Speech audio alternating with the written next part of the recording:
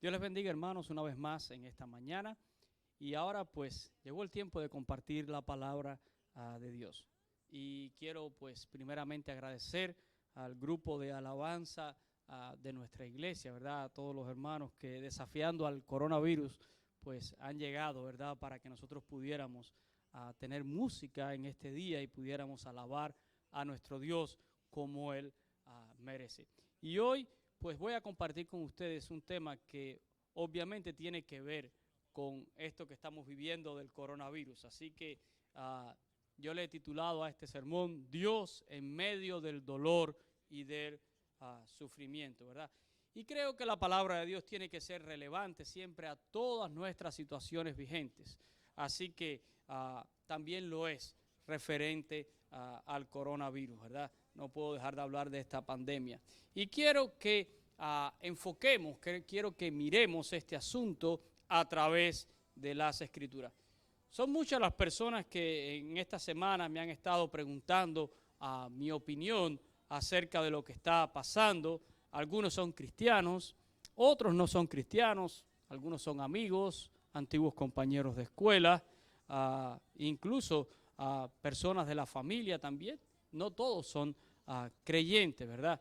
Pero hay un denominador común en muchas personas y es el dolor, la tristeza, la preocupación y yo creo que también un sentimiento de frustración al sentir que no podemos hacer algo, ¿verdad?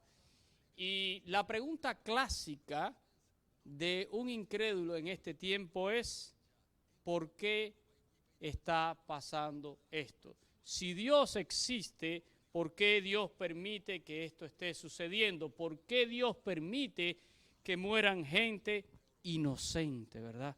Y esa es la gran pregunta de muchos. Y son preguntas a veces un poco difíciles de contestar para una persona que no está dispuesto a admitir ciertas cosas, ¿verdad? El famoso erudito cristiano C.S. Lewis dijo que el problema del dolor y del sufrimiento, ¿verdad?, es el arma más potente que usa el ateo contra la fe cristiana, ¿verdad? Y es así. Cada vez que alguien quiere demostrar que Dios no existe, el primer argumento es ese. Si Dios existe, ¿por qué hay guerras? ¿Por qué hay hambre? ¿Por qué hay miseria? ¿Por qué mueren gente inocente? Pero miren, la palabra de Dios dice en el Salmo 14, versículo 1, que dice, el necio en su corazón no hay Dios.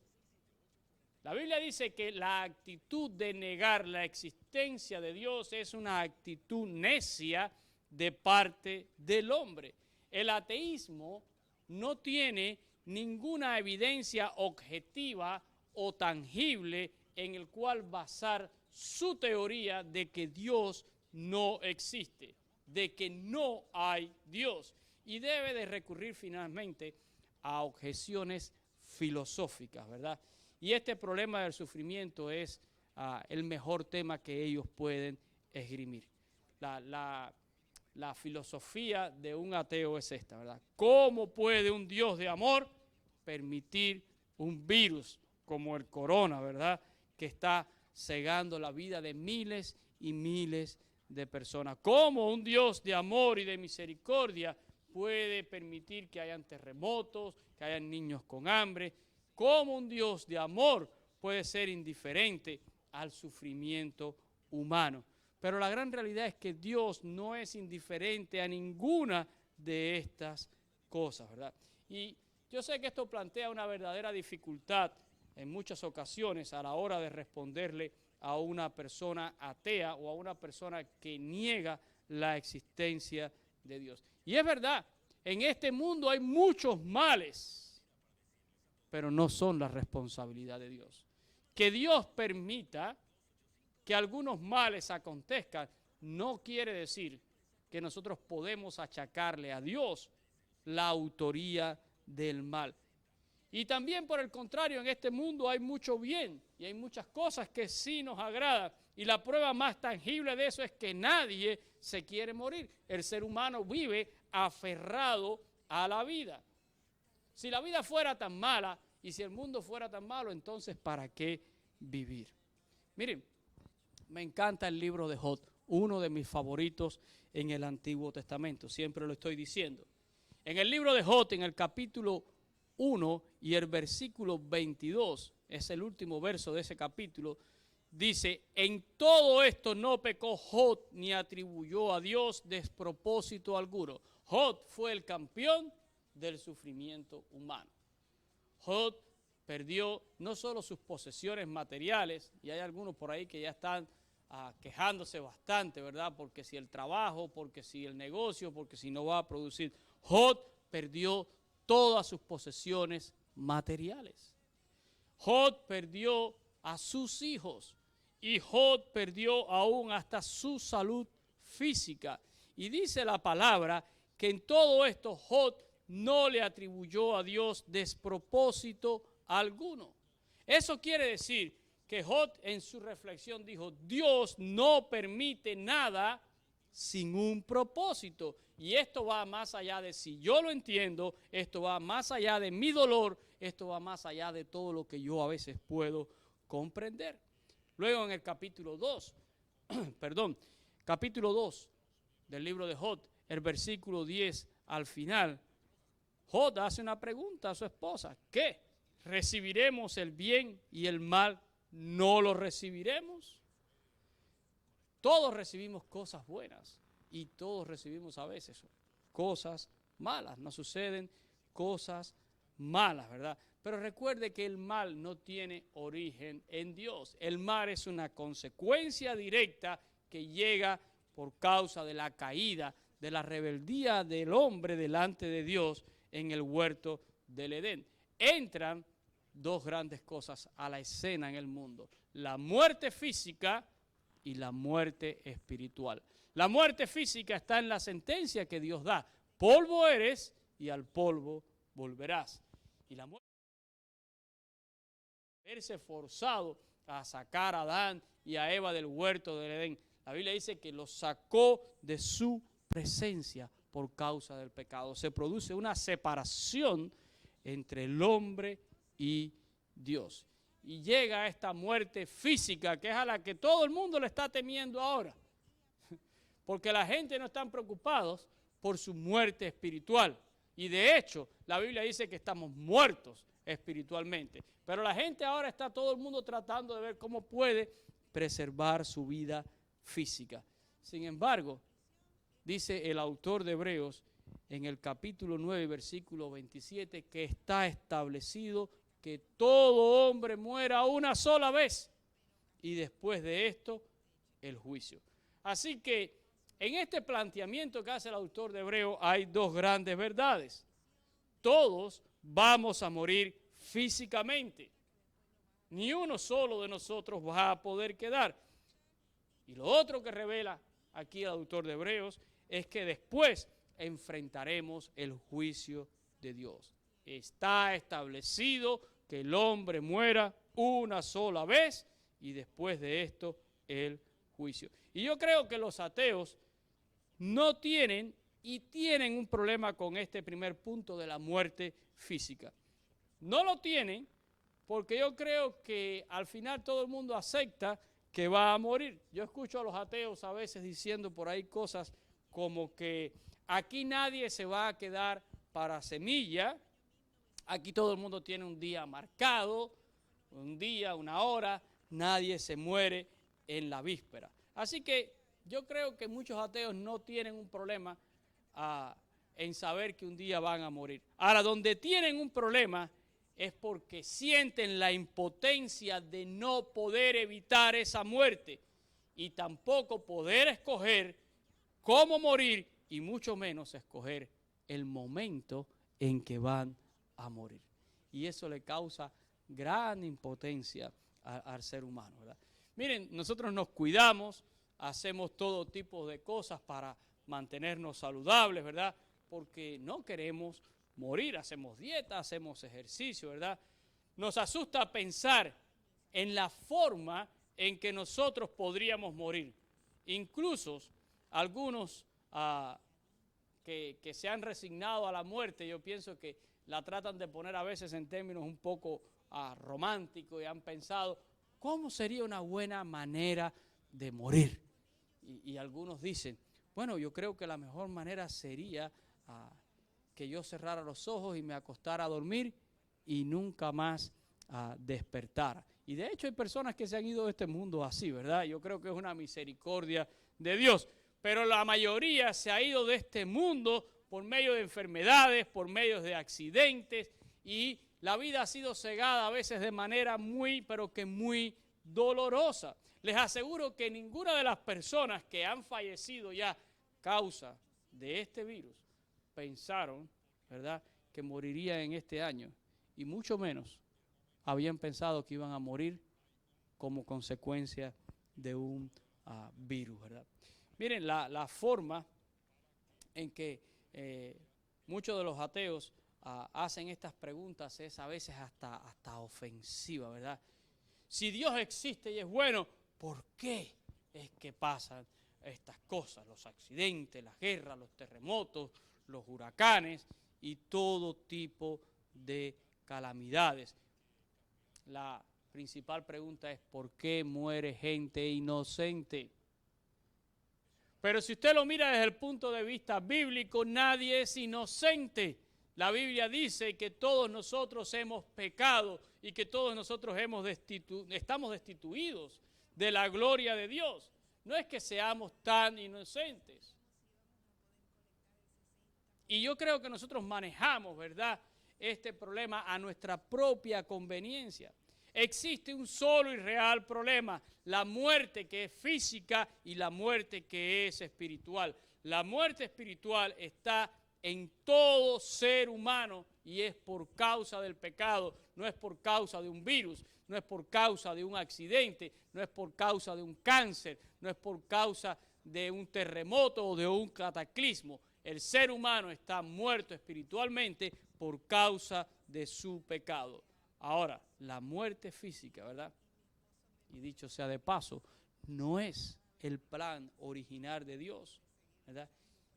Va a llegar a todo hombre, ¿verdad? Y va a llegar de diferente manera, y va a llegar en diferentes tiempos. Unos van a morir de una cosa, otros van a morir de otra, ¿verdad? Pero como quiera que sea, seguimos enfrentando un problema. Y ese problema se llama muerte. Y miren, a los ojos del ser humano, la muerte física a veces le parece más justa y a veces le parece al ser humano injusta, ¿verdad? Si muere un joven de manera repentina y por una causa accidental, yo creo que todos nos sentimos consternados, ¿verdad? Y pensamos que esto jamás debería de haber sucedido. Y decimos muy adentro de nosotros, esto no es justo, ¿verdad? Esta persona estaba llena de vida, de sueños y no debía haber partido de este mundo. Si por otro lado la persona es una persona mayor y está enferma por mucho tiempo y está padeciendo mucho ya de su enfermedad, entonces llegamos a mirar a la muerte a veces como con ojos humanos, ¿verdad? Como un acto de humanidad. Y hasta decimos, ya lo que queremos es que esta persona descanse. Y vemos entonces la muerte como una bendición. Pero miren, sea de una edad o de otra, sea por una causa o por otra, hay una gran realidad. Ambos murieron, ¿verdad? Y miren la contradicción. Preferimos que alguien descanse porque creemos que ya está mayor, porque creemos que ya su vida terminó, mejor que vaya al descanso. Si eso es así, entonces deberíamos desear también que los jóvenes fueran a descansar. ¿Para qué pasar por esta vida de aflicciones? Sin embargo, eso a nosotros no nos parece justo, ¿verdad? Pero sigamos a los ateos en su filosofía. Y suponga usted por un momento, ¿verdad?, que Dios esté dispuesto en todo momento para que nada malo pasara sobre la faz de la tierra. Que en ningún momento Dios permitiera que algo terrible sucediera. Y nosotros diríamos, ¿qué tipo de mundo tendríamos, verdad? Que cuando venga un huracán, Dios no permita que ese huracán haga ningún daño en ningún lugar. Que Dios no permita terremotos. que Dios no permita ningún tsunami, que Dios no permita la enfermedad del cáncer, que Dios no permita nada de lo que ahora mismo castiga a la humanidad.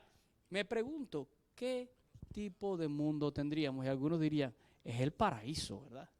Sería el paraíso. Pero la palabra de Dios nos dice que este mundo y esta tierra no es el paraíso. El Señor Jesús nos dijo, en el mundo van a tener aflicciones y ustedes tienen que aprender a confiar en mí porque yo soy el que he vencido al mundo. Pero más allá, yo me pregunto una cosa. Si tuviéramos ese mundo ideal, ¿sería que el hombre obedecería a Dios? ¿Sería que el hombre amaría a Dios? ¿Sería que el hombre se limitaría a vivir dentro de los parámetros de Dios por tener ese mundo ideal? Y saben, la respuesta es no. Ya ese experimento lo tuvimos en el huerto del Edén. Adán y Eva vivían en el paraíso de Dios. Disfrutaban de todo el bien de Dios. No había muerte. No tenían que trabajar. Aunque Dios le había dado a Adán responsabilidades, ¿verdad? Con toda la creación. Pero no era como vino después en el castigo, ¿verdad? Con el sudor de tu frente ganarás el pan de cada día. Disfrutaban de todo el bien de Dios y aún así ellos escogieron desobedecer. Yo le preguntaría a todos los que cuestionan a Dios cuando suceden tragedias como esta pandemia, ¿verdad? Como este coronavirus que ahora nos está azotando. La pregunta es, ¿dónde está usted cuando todo está bien? Dios tiene el derecho de preguntarte también, ¿dónde tú estás cuando todo está marchando bien? Cuando la vida te sonríe, cuando estás recibiendo todo lo que es bueno, todo el bien de lo que Dios ha hecho. Porque piensas que Dios existe solo para culparlo cuando sucede algo malo, ¿verdad?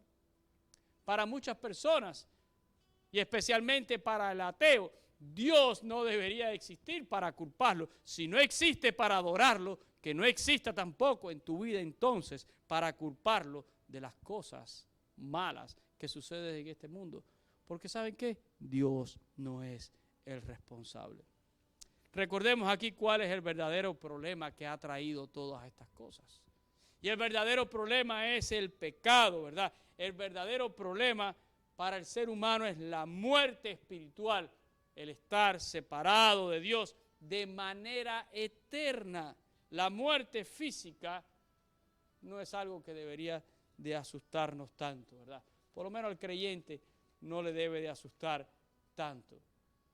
Al no creyente entiendo que le asusta, pero quizás eso hoy puede cambiar en tu vida. Miren, nosotros tenemos problemas para resolver problemas, y valga la redundancia, ¿verdad?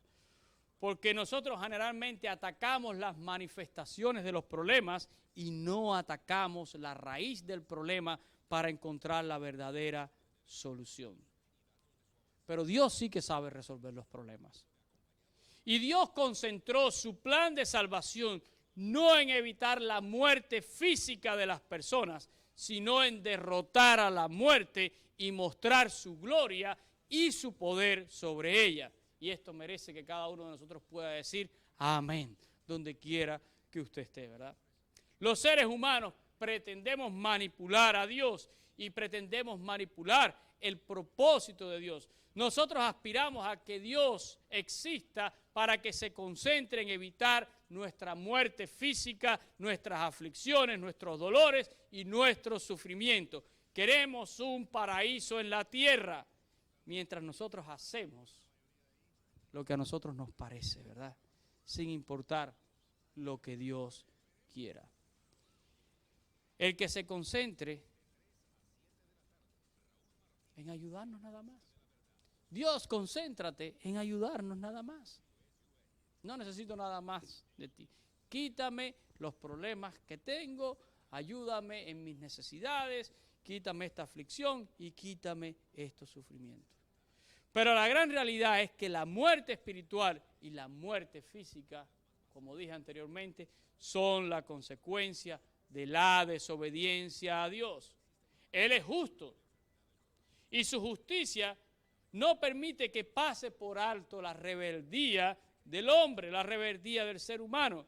La gran noticia es que pese a todo eso, Él nos ama. Dios nos ama. Y más allá de nuestras faltas y de nuestros pecados, inmediatamente que el hombre desobedeció a Dios, Dios tenía ya un plan para redimir al hombre en Cristo Jesús. Para que el hombre pueda ser salvado de esa muerte espiritual, de esa separación eterna. Y aún también Dios nos da una promesa sobre la muerte física. Y si no me cree, lea las palabras del apóstol Pablo en primera a los Corintios, ahí en el capítulo 15. Dios ha enviado a su Hijo para que su Hijo asuma el castigo por nuestros pecados, para que nosotros podamos triunfar en el día de mañana sobre nuestro gran problema, la muerte espiritual. Y es por medio de la fe que Dios ofrece vida eterna. Y dice la Biblia que pasamos de estar muertos espiritualmente a la experiencia de un nuevo nacimiento. A la experiencia de un nuevo nacimiento espiritual. Y esto es algo maravilloso, queridos hermanos. Dios nos da esa maravillosa promesa. Y aún sobre la muerte física, Dios ha dado la promesa de la resurrección. Dios no concentra, repito, su plan en evitar que tú mueras, porque si no, Él se estaría contradiciendo. La propia palabra de Dios dice que está establecido que el hombre muera. El hombre muere por causa de su pecado. Y Dios concentra su plan en que al partir de este mundo, sin importar de la manera en que tú lo hagas, ni el momento en que tú lo hagas, tú puedas estar bien con Él por medio de Cristo Jesús. Ahí es donde Dios ha concentrado su plan.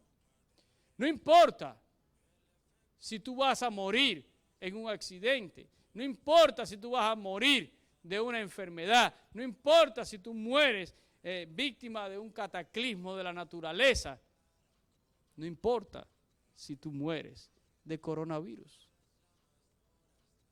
Eso puede suceder. Algún día la muerte nos va a llegar, esa es la gran realidad y por eso nos asusta y por eso hay tantas personas asustadas. Pero el plan de Dios está en que en el momento en que tú partas de este mundo, sin importar la forma en que lo hagas, tú estés listo para ese encuentro eterno con Él. Miren, en Lucas, ¿verdad? Jesús habla de algo que sucedió en Jerusalén. Lucas nos cuenta esta historia, allí en Lucas capítulo 13, ¿verdad? Hablándonos acerca de la necesidad que tiene todo ser humano de arrepentirse delante de Dios. Voy a leer estos textos, ¿verdad? Del 1 al 5, dice: en este mismo tiempo estaban allí algunos que le contaban acerca de los galileos, cuya sangre Pilato había mezclado con los sacrificios de ellos. Respondiendo Jesús le dijo: ¿pensáis que estos galileos, porque padecieron tales cosas, eran más pecadores que todos los galileos? Os digo no. Antes, si no os arrepentís, todos pereceréis igualmente. O aquellos 18 sobre los cuales cayó la torre en Siloé y los mató, ¿pensáis que eran más culpables que todos los hombres que habitan en Jerusalén? Os digo no. Antes, si no os arrepentís, todos pereceréis igualmente, ¿verdad? Jesús está hablándole a una gran multitud y les cuenta sobre aquellos galileos, ¿verdad? Aquellos galileos que dicen que Pilato había mezclado su sangre con la sangre de sacrificios paganos. Y mire, desde el punto de vista del judaísmo, para que algo así sucediera, tenía que hacer que aquellas personas eran pecadores, ¿verdad? En gran manera. Y Jesús les dice: ¿ustedes creen que esas personas que padecieron esto eran más pecadores que los demás? El Señor les dice: no. Si todos no se arrepienten igualmente, todos van a perecer, ¿verdad? Para muchos aquello era una forma trágica, ¿verdad? En la que habían muertos aquellos hombres. Luego, les trae a la memoria un suceso que también fue muy notorio en Jerusalén. Una torre que se ha desplomado, ¿verdad? Y mata a 18 personas allí en Siloé. Y dice el Señor, ¿ustedes creen que sobre los cuales cayó esa torre y los mató eran más pecadores? Porque en la cosmovisión, en la manera en que muchas personas veían aquello, es si esto les pasó es porque estas personas merecían ese castigo de Dios, eran pecadores y por esto ha sobrevenido. Jesús le dice, ¿ustedes creen que esos 18 que murieron aplastados por la torre eran más pecadores que el resto de las personas que viven en Jerusalén? El propio Señor dijo, no. Y si todos no se arrepienten, pereceréis igualmente. Y estas palabras el Señor las pudiera traer a nuestro tiempo y a nuestro contexto, ¿verdad? ¿Ustedes creen que todas las personas que probablemente ya han muerto, han fallecido, víctimas del coronavirus, eran más pecadores que todas las personas que habitan sobre la faz de la tierra? Pues la respuesta es no. Y todos los que habitamos sobre la faz de la tierra necesitamos, ¿verdad?, también arrepentimiento. Todo ser humano lo necesita. La única diferencia ahora mismo es que ya muchas personas no tienen la oportunidad. Pero usted que me está escuchando en esta mañana, usted todavía tiene la oportunidad de conocer a Jesús. Mire, yo no sé si algunos de los que ya partieron como víctimas, ¿verdad?, de este virus eran cristianos. Puedo asumir que algún por ciento de ellos conocía a Jesús. Y de hecho he escuchado algunos testimonios, en un momento voy a decir algo de eso, ¿verdad? Pero estoy convencido de que la gran mayoría no conocía a Jesús. Las estadísticas no los demuestran así, pero usted está a tiempo. Estaba escuchando, el testimonio de un médico italiano. Y el médico decía, siempre he creído que soy ateo, se supone que debo de ser ateo porque soy médico y soy un hombre de ciencia. Y este hombre narra que en su consulta entró un anciano pastor de 75 años enfermo de coronavirus, con una situación respiratoria comprometida y ya con 75 años. En Italia ahora mismo se está decidiendo quién vive y quién muere. Y probablemente aquel anciano no tenía muchas oportunidades ya con 75 años. Pero este hombre comenzó a compartir de Cristo tanto a los médicos como a los pacientes. Y por 3 días estuvo allí orando y dando la palabra de Dios. Y finalmente falleció, víctima del coronavirus. Pero lo que me impresiona fue lo que dijo aquel doctor. Él dijo, nosotros no pudimos hacer mucho por él y él hizo tanto por nosotros. No pudimos hacer mucho por aquel anciano, pero él hizo tanto por todos los que estaban allí a punto de encarar la muerte y los ayudó a prepararse para ese encuentro. Y Dios habrá recibido a este pastor con gozo y le habrá dicho, buen siervo y fiel, sobre poco fuiste fiel, sobre mucho te pondré. Entra en el gozo de tu Señor.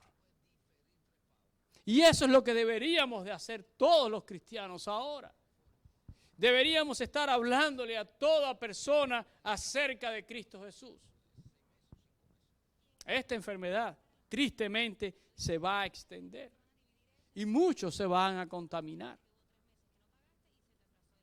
Y algunos tendrán que partir de este mundo.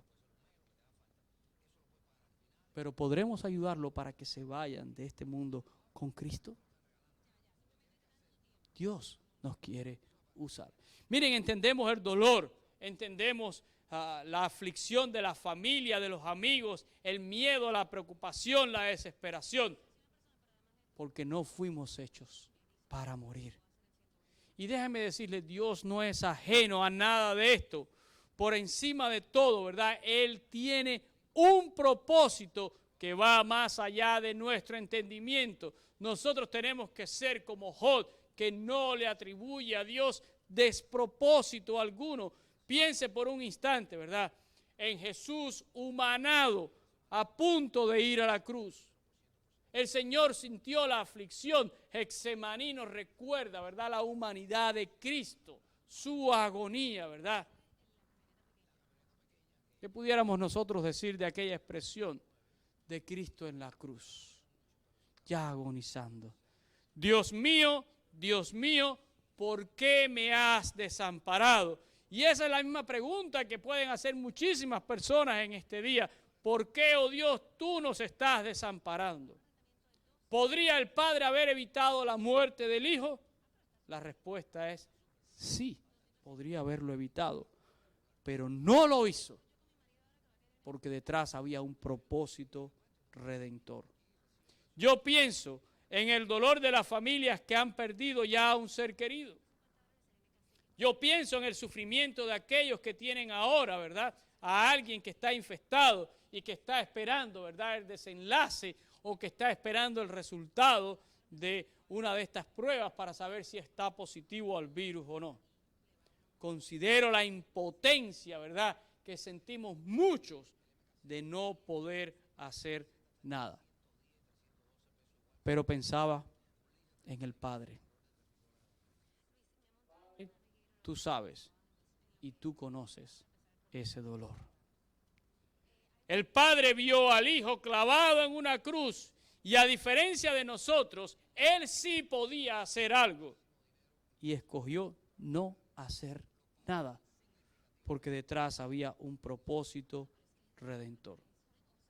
El Señor sufrió el dolor para traer la redención y la salvación, como lo describe Isaías, ¿verdad? Varón de dolores y experimentado en quebranto. Y aparte del dolor, aparte de la tristeza, aparte de la consternación que nos deja cualquier tragedia, ¿verdad?, por la muerte, sin importar la forma o el tiempo en que será la tragedia para el ser humano, siempre nos va a dejar esta sensación, porque no fuimos hechos para morir. Pero nos debe de dejar una gran reflexión, y es la fragilidad de la vida. Es increíble, y lo compartía en mis devocionales en estos días. ¿Cuánta gente nunca pueden tomar vacaciones? ¿Cuántos no pueden parar porque no puedo cerrar el negocio, porque no puedo dejar de ganar, porque los biles no dejan de llegar, porque todas estas cosas? Y sin embargo llega algo microscópico, tan pequeñito que tenemos que mirarlo a través de un lente, y ha hecho que se detenga el planeta completo. Ha hecho que millones y millones de personas se tengan que replantear su vida. En Santiago capítulo 4, los versículos del 13 al 15, ¿verdad?, nos habla de personas que pueden hacer grandes planes con su vida y no saben qué es lo que va a suceder mañana. Dice allí, nuestra vida es como neblina, ¿verdad?, que aparece por un poco de tiempo y luego se desvanece. Y el consejo es aprender a ponernos en las manos de Dios. Miren, todos teníamos planes para las próximas semanas, para los próximos meses. En lo personal, yo estaba esperando la próxima semana, que es el Spring Break acá en Miami, y quería salir con mi familia, y ya ese plan está cancelado. Estábamos preparándonos como iglesia para la celebración de la Semana Santa, el coro de la iglesia ensayando, queríamos montar una obra. No sabemos todavía, pero muy probablemente eso no va a suceder. Para los próximos meses teníamos nuestro campamento de verano, nuestra escuela bíblica. Ahora no sabemos si va a suceder o no. Teníamos preparado un viaje para ir a Israel con hermanos de nuestra iglesia, y ahora no sabemos si va a suceder o no. Ciertamente no sabemos qué será mañana. Nuestra vida es neblina. En la mañana está, en la tarde se desvanece. Hermanos, es tiempo de acercarnos a Dios. Es tiempo de volver nuestro rostro a Dios. El coronavirus nos enseña cuán frágiles somos. Pero antes que el coronavirus nos los enseña la palabra de Dios.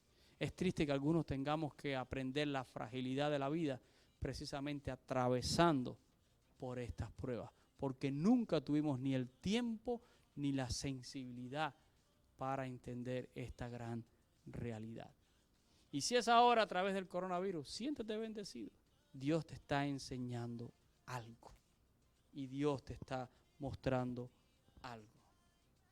Dios quiera, ¿verdad?, que puedas volver tu rostro a Él. Me preocupa porque sé que muchas personas están partiendo. Lo decía al principio, Italia ayer tuvo 627 personas fallecidas. Y uno ve ese número y dice, ¿cómo es posible, verdad, que tantas personas se puedan ir en un día por una misma causa? Es triste, hermanos, es triste. Y sé que quisiera que esto se detuviera ya, pero escapa a mi control. No escapa al control de Dios. Dios está en perfecto control. Pero mi fuerza durante todo este tiempo de crisis y mi ministerio como pastor será seguir llevando el evangelio de Cristo Jesús. Porque más allá de todos los consejos que puedo dar como pastor para que usted preserve su vida física, no importa. Usted puede salir victorioso del coronavirus, pero no obstante a eso, un día usted tendrá que partir de este mundo por una cosa o por la otra. Mi enfoque mayor está en que cuando usted parta de este mundo, y yo no quiero que lo haga ahora, pero el día que parta usted esté listo para su encuentro con Dios, que usted pueda decirle, Señor, estoy en tu presencia porque me reconocí un pecador y porque pude conocer a Cristo Jesús como mi Señor, como mi Salvador. Abracé tu cruz y sé que Él murió en mi lugar, que eres la provisión tuya. ¿Está usted seguro de eso? Si usted no está seguro, yo quiero invitarle en esta mañana a que usted, donde usted me esté oyendo, en el lugar que usted esté, eso no importa, ¿verdad? Usted pueda cerrar sus ojos y usted pueda hoy considerar su eternidad. Vamos a orar. Señor, yo te doy gracias por tu palabra y te doy gracias por Cristo Jesús, porque eres la solución, Señor. Estamos viviendo días difíciles, convulsos. La humanidad entera está asustada. La humanidad entera está, Señor, viviendo momentos de pánico y de terror por este virus. Y muchos tememos perder nuestra vida física. Pero, Señor, entendemos que la vida física es algo que todo ser humano algún día la perderá. Pero más allá de esto, Señor, está la vida espiritual. Y tu palabra nos enseña con claridad que todo ser humano espiritualmente está muerto. Pero que tú por medio de Cristo Jesús nos das la maravillosa oportunidad de un nuevo nacimiento espiritual.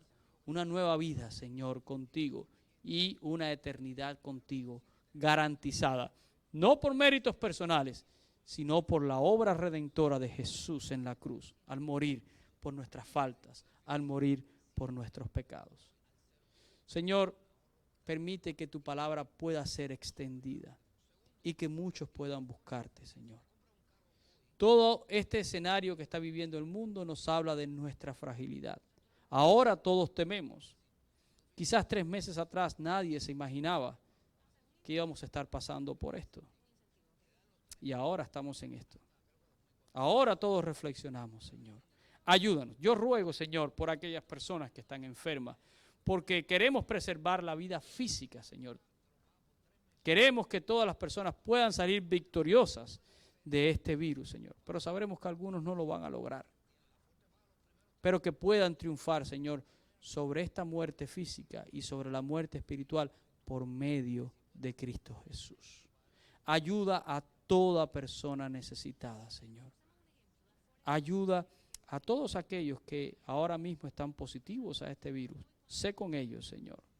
Pero permite que donde quiera que esté un hijo tuyo, Señor, sea ahora un instrumento poderoso en tus manos para llevar la verdadera paz y la verdadera solución. Cuídanos y guárdanos en medio de esta crisis, Señor. Pero más que nada, que estemos preparados para el encuentro eterno contigo. Lo rogamos en el nombre de Cristo Jesús. Amén. Hermano, quiero decirle, ¿verdad? Al final de esta palabra, que verdaderamente nuestra intención es que usted se pueda preparar, porque un día vamos a partir, un día vamos a irnos de este mundo, quizás por coronavirus, quizás por un accidente, quizás por otro tipo de enfermedad, quizás por otro tipo de calamidad. Ninguno de nosotros quedará en este planeta, a no ser que Cristo venga antes. Y aun si Cristo viniera y usted no es hallado en Él, usted también se perderá. Lo importante no es de qué forma vamos a morir, ni cuándo vamos a morir. Lo importante es no morir eternamente. Y el único que le puede garantizar eso a usted es Cristo Jesús. Le animo a que usted le conozca a Él. Su vida es frágil, la mía también, ¿verdad? Es neblina. Así nos enseña la palabra de Dios. Espero que esta palabra pueda llegar a tu vida, que pueda provocar una reflexión. Y si ya conoces a Cristo, entonces te ruego que te dejes usar. Déjate usar, hermano, y llévale la palabra del Evangelio a tantas personas necesitadas en estos días. Que Dios les bendiga. Estaremos en contacto. Recuerden, nos pueden seguir por nuestras plataformas en Facebook y por nuestros canales en YouTube. Dios les bendiga a cada uno de ustedes en esta mañana. Amén.